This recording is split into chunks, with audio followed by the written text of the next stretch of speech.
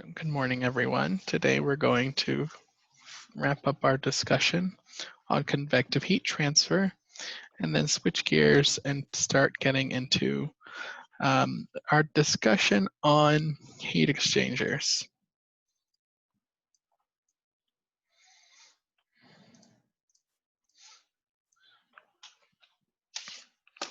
So kind of wrapping up our main concepts associated with convective heat transfer.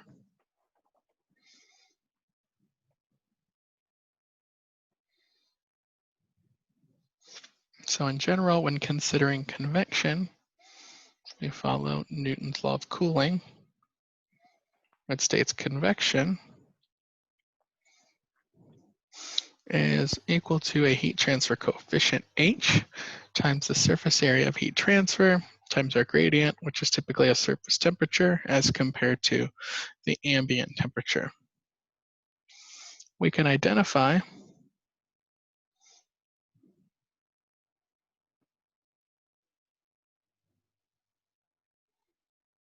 our heat transfer coefficient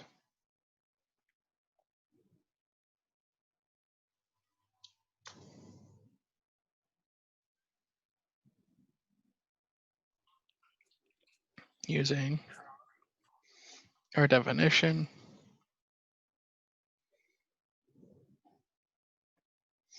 of Nusselt number.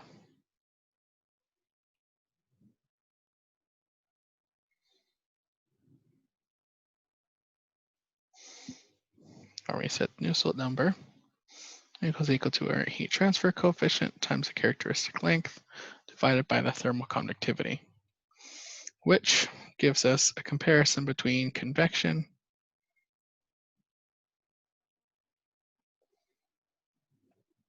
and conduction. Right, and we said it was the enhancement of heat transfer due to fluid flow.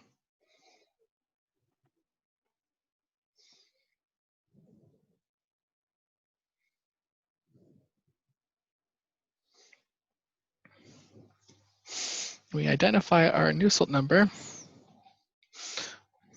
using, or I can say we can calculate our Nusselt number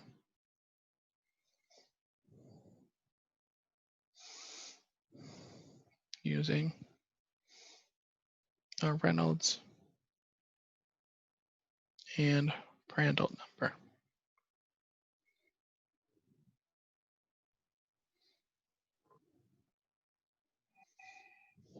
Where given a Reynolds,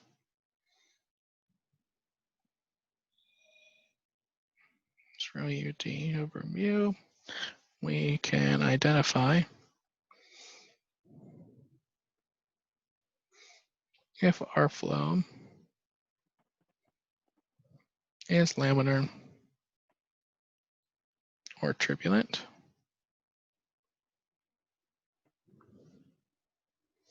If it's laminar,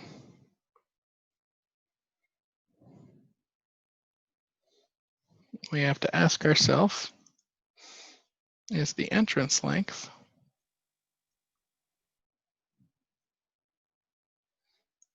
significant? Where the entrance length is given as 0.05 times our Reynolds times our Prandtl number times our diameter. If the entrance length is significant,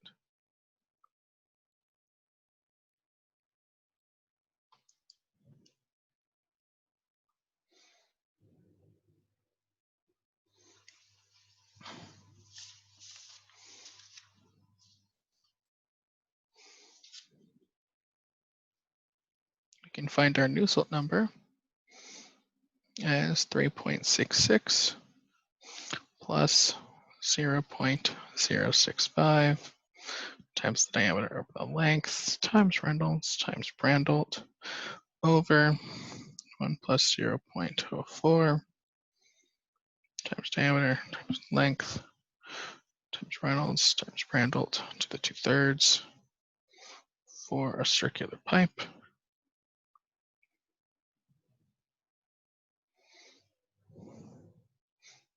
And I can also say, I can refer to this expression for parallel plates.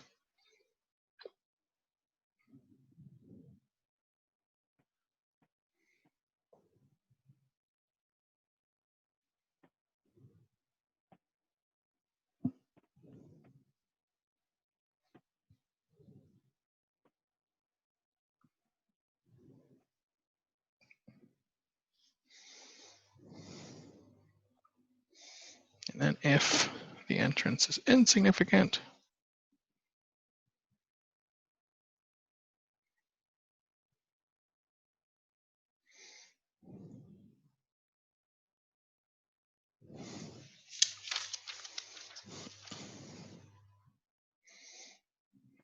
then the Nusselt number is a constant value. This is when Ts is constant. This is when our heat flux, lowercase q, is constant.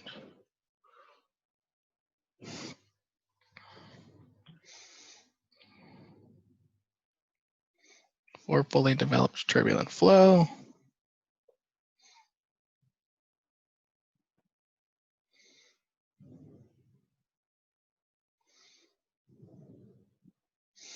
we rely on the Colburn equation,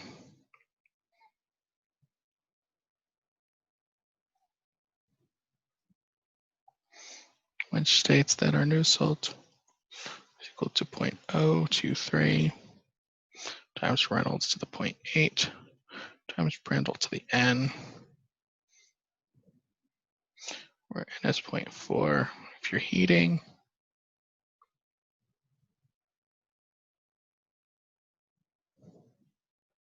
0.3 for cooling,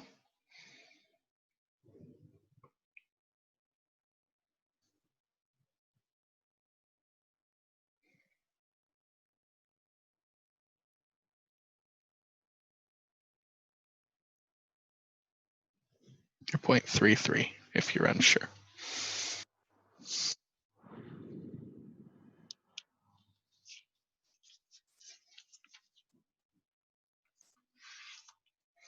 What value for L sub h requires it to be significant? Usually if it's more than, I would say 20% of the total length, it's definitely significant. And then you would have to break your problem up into two parts. One where you calculate heat transfer the entrance region using these really complicated expressions, and then for the remaining region, you just use the second expression, where it's just a value, keeping in mind that typically only applies for laminar flow. For fully developed flow, the entrance length here, this L sub h is what I call it. It's just 10 times the diameter. So it's going to be extremely rare when that entrance region is going to be significant.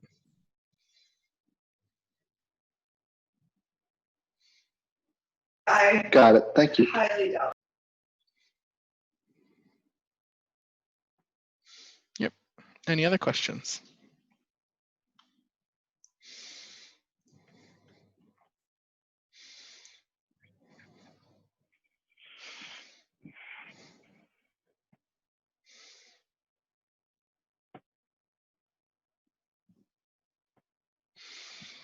All right, if not, let's take a look at an example. So in this example, water is to be heated from 15 degrees to 65 degrees as it flows through a 3 centimeter diameter, 5 meter long tube. The tube is equipped with an electrical resistance heater, which provides uniform heating throughout, such that we can consider Q to be constant. If the system is to provide hot water at a rate of 10 liters per minute, what is the power rating of the heater? And estimate the surface temperature of the tube at the outlet.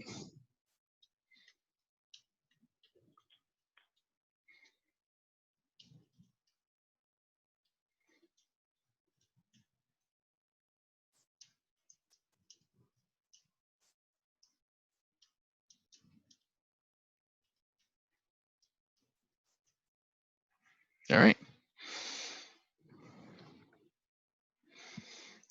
So let's take a look at this example.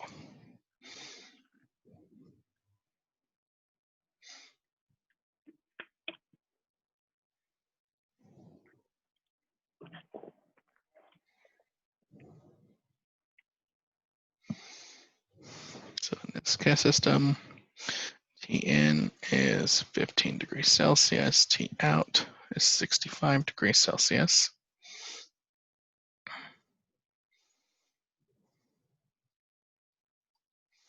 I know that the tube diameter is 3 centimeters, the length is 5 meters, and the flow rate is 10 liters per minute.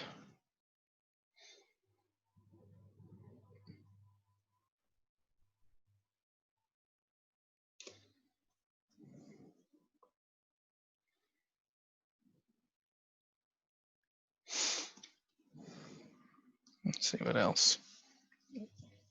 So the first thing we could probably do is find the duty required for this heater, given that Q is M times Cp times delta T.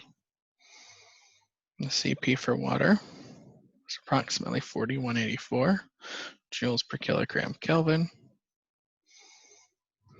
Density is 1,000 kilograms per cubic meter. Let's see what other values we might need. Thermal conductivity, 0.631 watts per meter Kelvin.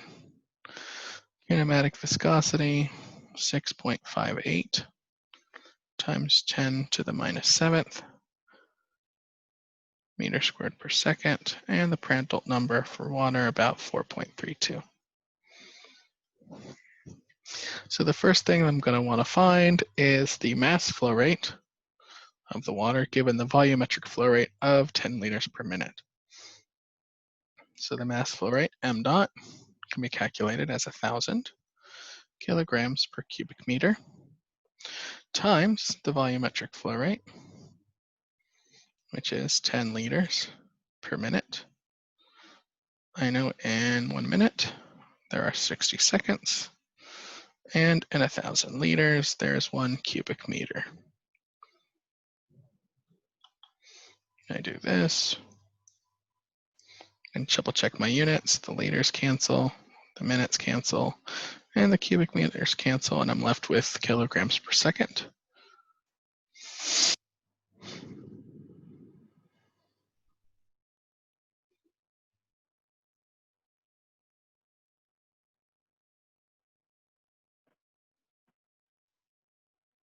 And I have about 0.167 kilograms per second. Now I can solve for the duty, or Q, as that 0.167 kilograms per second times the heat capacity, 4184 joules per kilogram Kelvin, with a delta T of 65 degrees C minus 15 degrees C.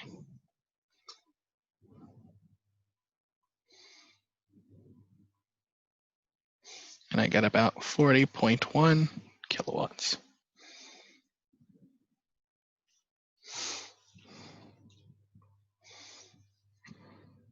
So that is the duty of this heat exchanger.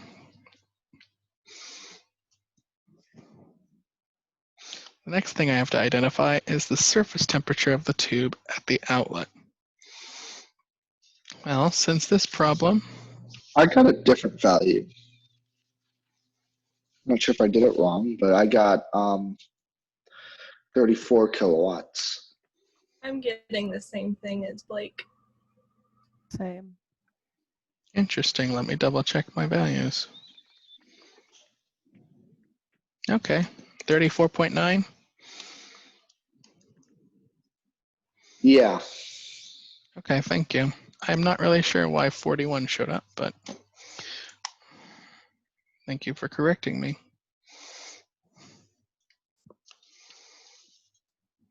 All right, so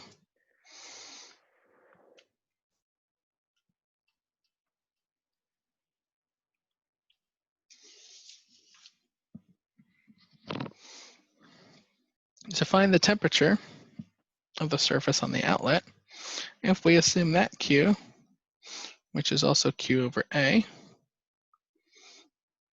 can be equal to H times Ts minus T at the exit, that means what I need to find for is the flux. Assuming that's constant, the exit temperature is already given at 65 degrees, and then I also need my H, or heat transfer coefficient. Now to solve for my flux, I can calculate the surface area of the pipe as pi dl, which is equal to pi times 0.03 meters times the length, which is 5 meters, which gives me a value of approximately 0.471 square meters of surface area. That means Q, or flux, is equal to 34.9 kilowatts divided by 0.471 square meters.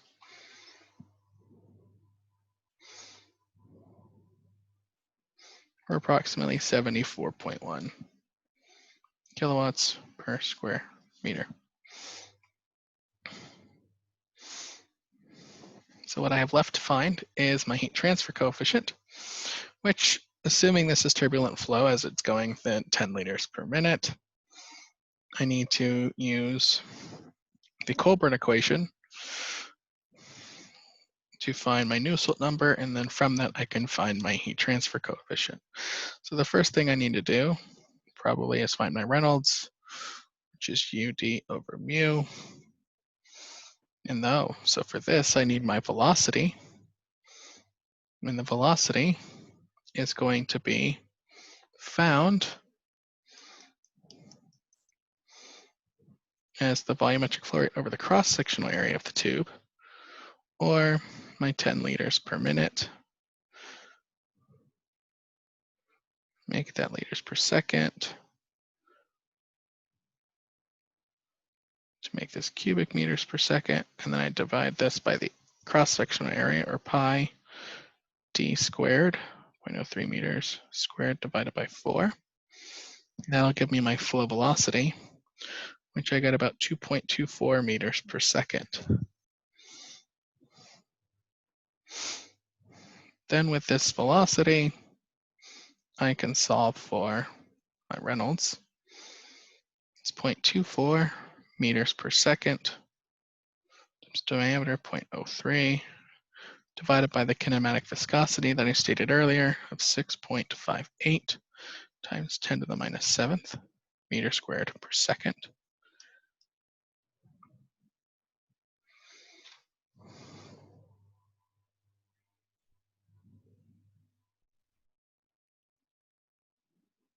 Which I get approximately 10,942, which applies this as turbulent.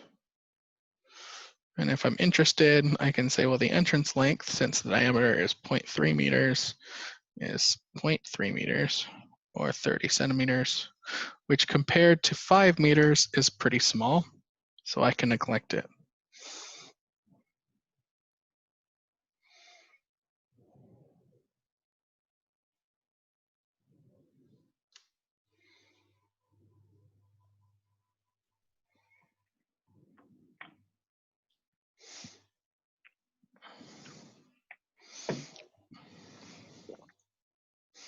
And so from this, I have my Reynolds number and I have my Prandtl number, so I can solve for my Nusselt number as 0.023 times Reynolds to the 0.8, or 10,942, 0.8 times Prandtl number, which I have is 4.32 to the 0.4, because the water is being heated. I do this calculation, see what I get.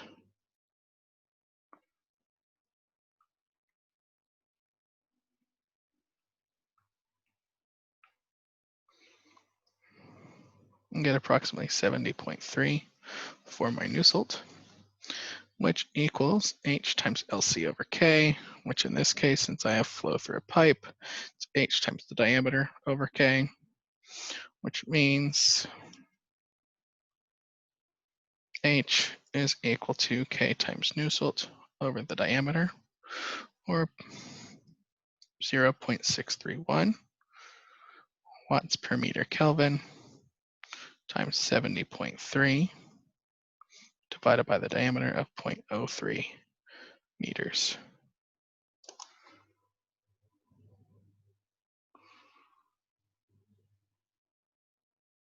So I get approximately 1,479 watts per meter squared Kelvin for my heat transfer coefficient. Now with this in mind, I can go back to my expression, Q dot equals H TS minus TM, or sorry, T exit, which implies Q dot over H equals TS minus T exit, or the surface temperature is equal to Q dot over H plus T exit. So the surface temperature of the heater at the exit is my flux, which I had was what, 74.1 kilowatts per meter squared, divided by my heat transfer coefficient of approximately 1,000 or 1.479 kilowatts per meter squared Kelvin, plus the exit temperature of 65 degrees Celsius.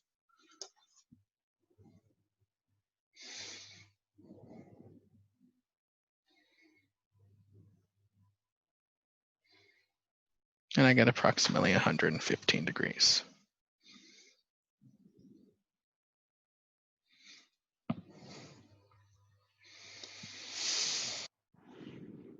So there was a lot to unpack there in this problem, but it's a good example and illustration of how we can look at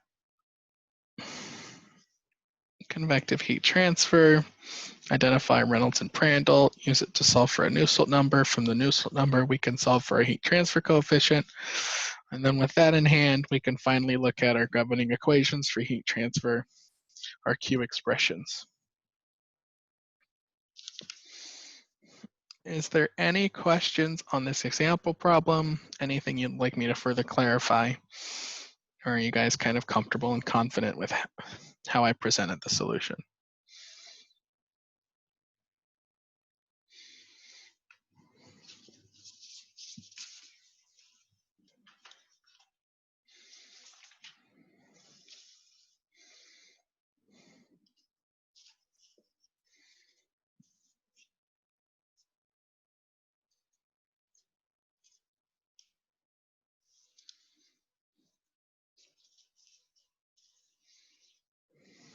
All right, by your silence, I'm gonna guess you guys are comfortable. And we can move on to our next discussion on heat exchangers.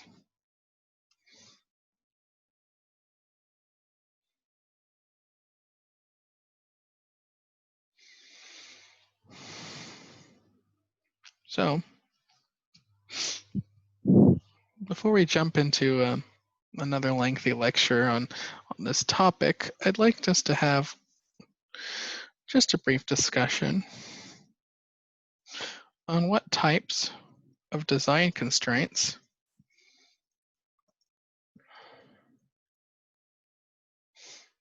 do we face as engineers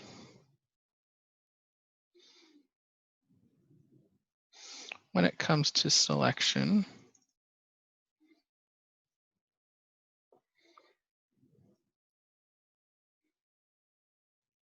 and specification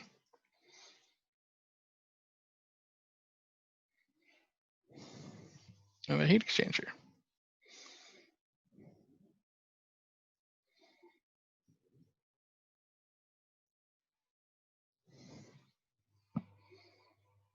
And so, thinking of it in a more simpler, straightforward question, what are the things that we want to consider when designing and analyzing the operation of a heat exchanger?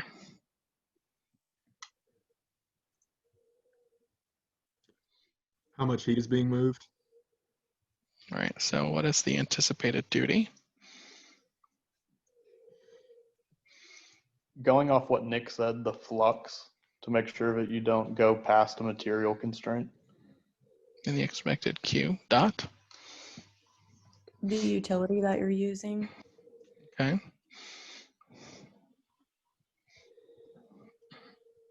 Should provide or remove heat.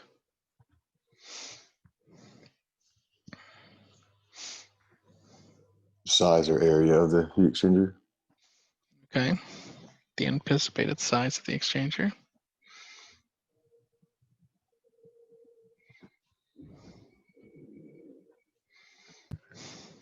Whether your flow is co-current or counter-current. That's a very important consideration, yes.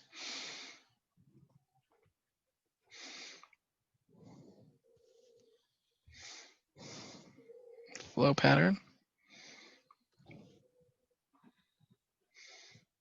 for the fluids in the heat exchanger.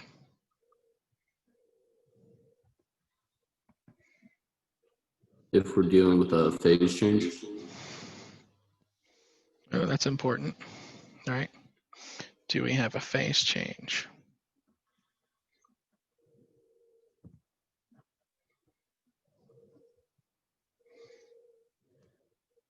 You also have pressure and material compatibility. Okay. So we have materials of construction considerations.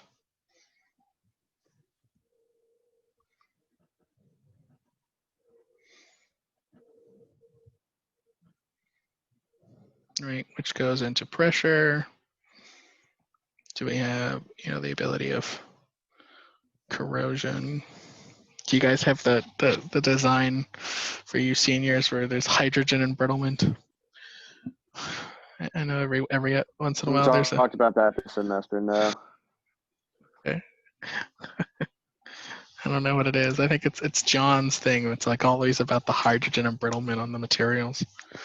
Mm-hmm.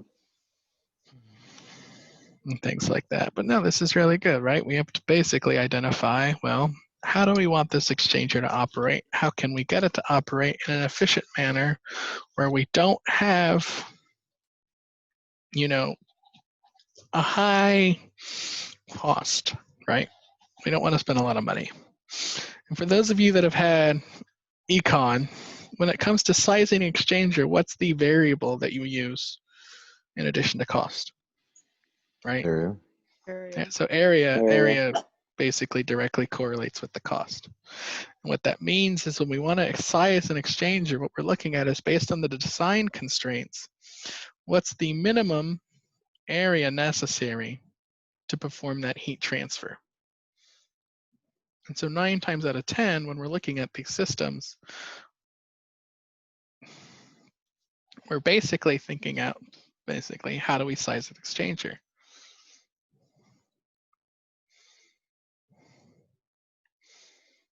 In this, considering the materials involved, the utilities, the desired, temperature rises and falls, as well as any sort of material and pressure consideration things, right? So we want it to be efficient and cost efficient, which I would argue are two different things. Right? We don't want it to cost a lot, but we also want it to work fairly well. So when it comes to the types of heat exchangers, we have a lot to choose from.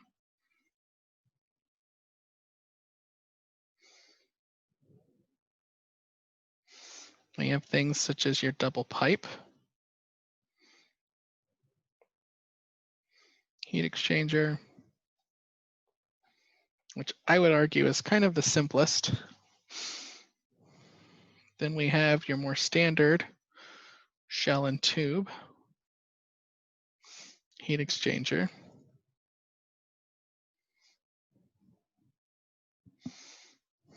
Then we have things that are a little more specialty, like a plate and frame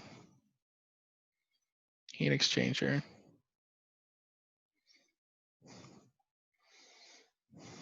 And things like a regenerative heat exchanger.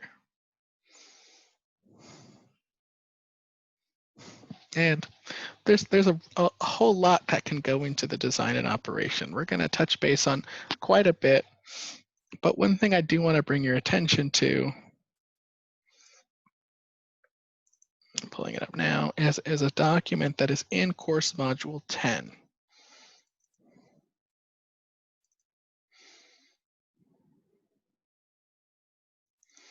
Primarily because your synthesis assignment largely evolves around this document.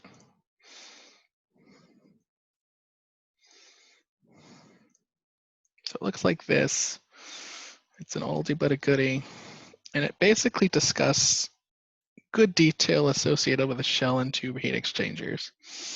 We might look next week at plate and frame because those are some of the other more common ones.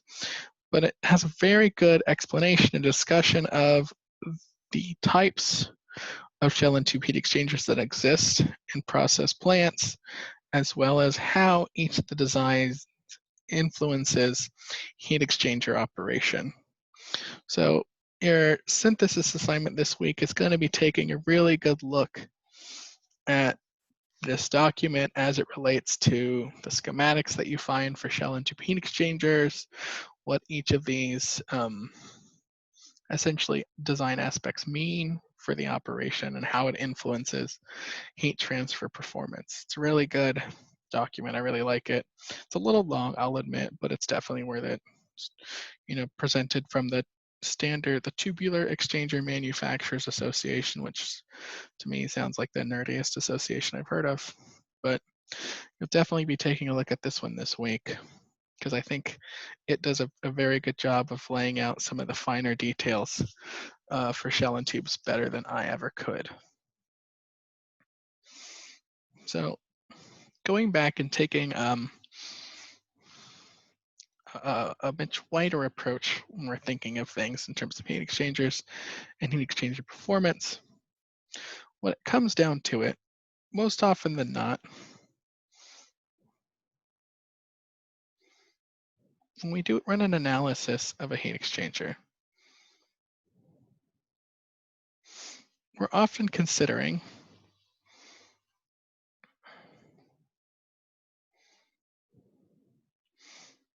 a hot stream, T sub H sub I, and a cold stream, T sub C sub I. Now, for those of you that are juniors, how much discussion have you guys had on flow considerations in regards to typical flow patterns, which we refer to as countercurrent, co-current, and cross-current? I think in 307 and 308 we had a little bit, but other than that, not a much. ton. Okay. All right. So this is I asked because I want to make sure that we're all on the same page and you're all kind of comfortable with some of the explanations that I'm going to give. So when I consider a hot stream and a cold stream, there's a lot of ways in which I can bring these two streams together within a heat exchanger. And a lot of this can come down to the flow patterns that exist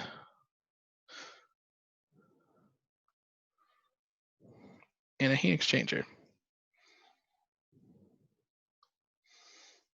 And so from this, let's consider one of the simplest forms of a heat exchanger, which is a double pipe heat exchanger.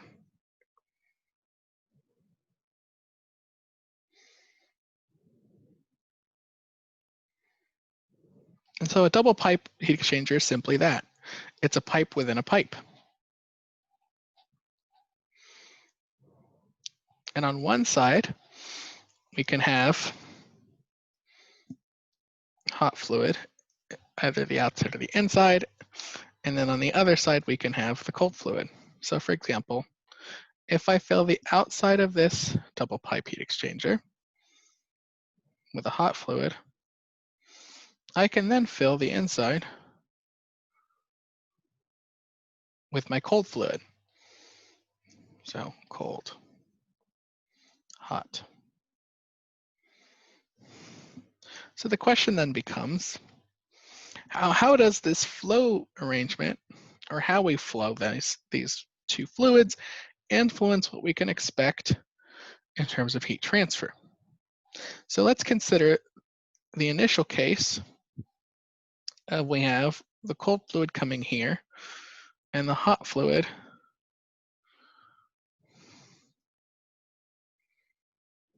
blowing in on the outside. How do we expect these temperatures to change with time or along the distance? So I'll say if this is X and this is T, and then I have T sub H and T sub C. This is T sub HI or T sub H naught. What do I anticipate for my heat transfer associated on my hot stream and my cold stream?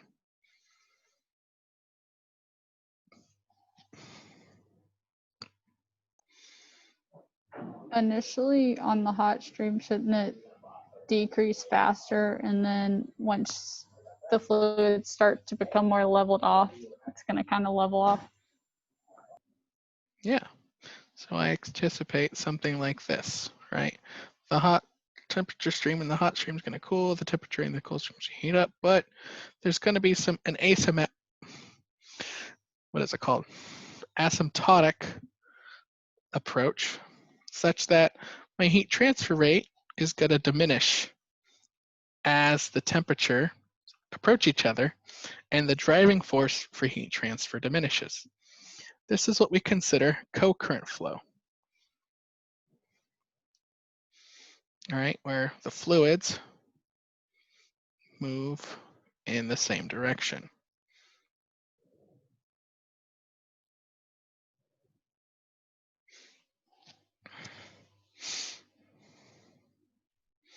Now, what happens if I consider another case of my double pipe heat exchanger? And yes, I apologize, these probably aren't the cleanest visuals, but we do what we can.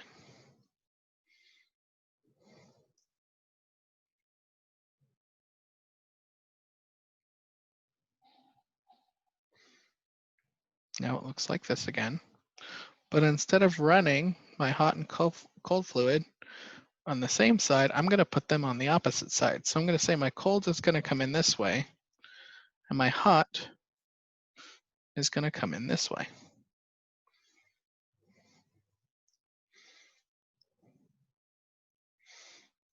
Same diagram. Going to change it just a little bit. My cold's going to come in here. My hot is going to come in here. What do I expect to see in this diagram?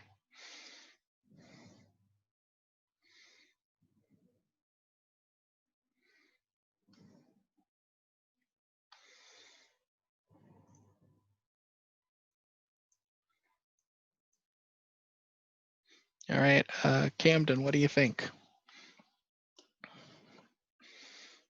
I think they're gonna maybe meet down to the bottom, maybe. All right. Anyone want to help them? What do you think? You'll see gradual changes in temperature initially on either side, and they'll become more rapid towards the extreme ends of the pipe. Okay. What we would typically actually find is something that looks like this.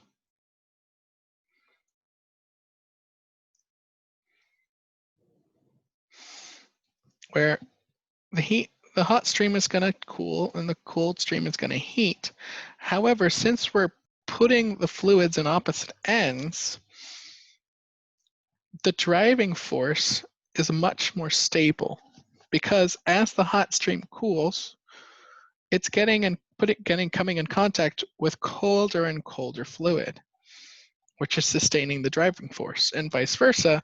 As the cold stream is heated, it's coming into contact, or it's being heated by hotter and hotter fluid. And so in this in our countercurrent flow arrangement,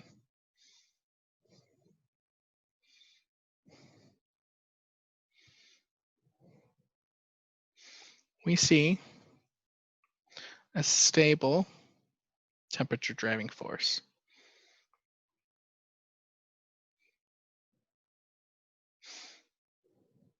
And when it comes to these heat transfer systems, a countercurrent flow arrangement will always give you the greatest driving force throughout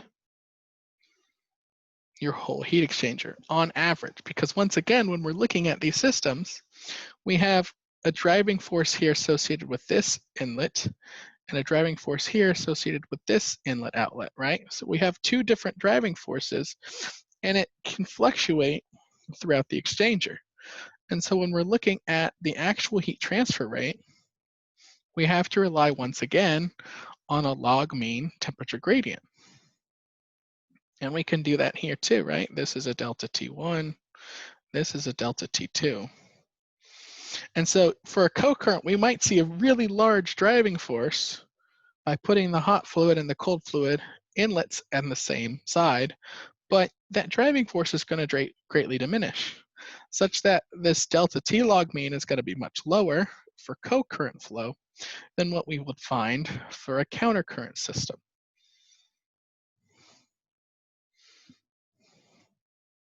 And so what that means when it comes to actually designing and sizing this, a co-current exchanger is going to have, a much higher required surface area than a countercurrent heat exchanger. And in this case, this double pipe heat exchanger. And cross current is a little different. Cross current somewhere in the middle.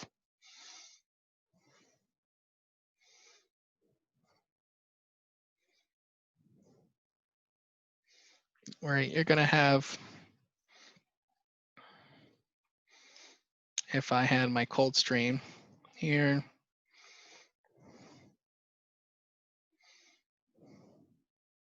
cross current would look something more like this. There, I'll make it a U. So let's say we have a U pipe for my cold stream, because a double pipe doesn't really work for cross current. A cross current would exist more like this, where I have my hot fluid kind of flowing this way over and around the pipes.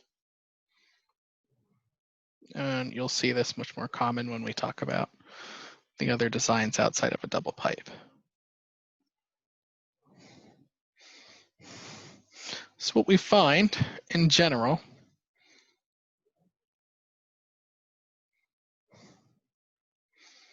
the delta T log mean for countercurrent will be greater than the delta T log mean for cross current, which will be greater than the delta T log mean for co-current. And the required surface area in countercurrent will be less than the required surface area for cross current, which will be less than the required surface area for co-current. Right? So from most efficient to least efficient. If at all possible, that's why 9 times out of 10, we're going to be operating in a countercurrent fashion if we can. Now we'll talk about the reality in that in a lot of systems, and in many systems, if not most, you can't have a true countercurrent flow. That you're typically going to have somewhere between countercurrent and cross current when it comes to an exchanger.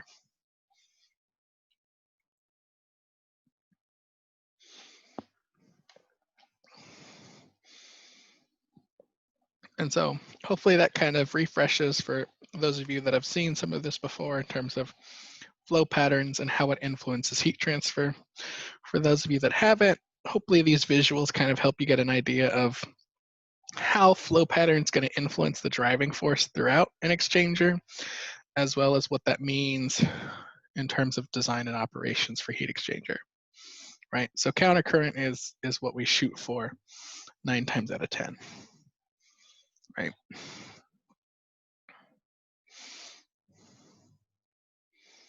And so, when we're looking at our hot stream, we can quantify the heat transfer rate as the mass flow rate in our hot stream times the heat capacity of that fluid times TH in minus TH out, right? By thermo. The temperature loss corresponds to the heat transfer rate out of the hot stream. And for the cold stream, we find that the heat transfer rate is equal to the mass flow rate of the cold stream times the heat capacity of the cold stream times TC out minus TC in. And since the hot stream is transferring the heat to the cold stream, the heat transfer rate out of the hot stream must equal the heat transfer rate into the cold stream. And this is what I call, and then this is assuming this is a fluid cooling. And this is a fluid being heated. Now, for systems that involve fluids with phase change, which I'll call Q sub P sub C, whether it could be a hot stream or a cold stream, we designate the heat transfer rate as the mass flow rate times lambda, where lambda equals our heat of vaporization. So if I'm evaporating or condensing fluid, it's typically going to happen at a given temperature if you're doing it right. And you can quantify the heat transfer rate into or out of that fluid as the mass flow rate of condensation or evaporation rates times the heat of vaporization.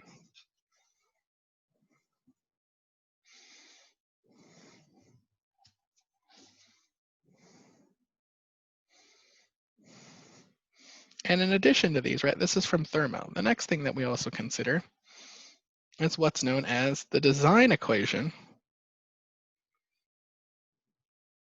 for heat exchangers.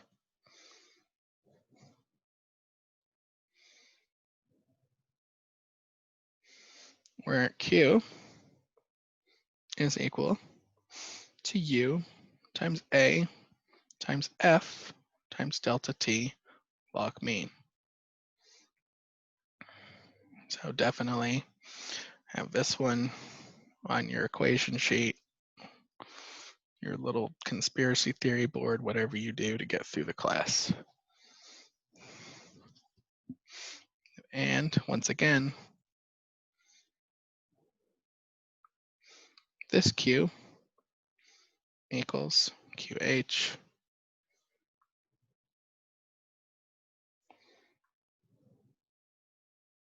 and Q sub C. All right, I think this is a really good stopping point. I think on Wednesday, we can break down this equation in terms of each term within this expression, what it means, and how we can identify the value of each term in our design equation. Are there any questions so far for this lecture? Anything you'd like me to scroll back so you can take one last look at?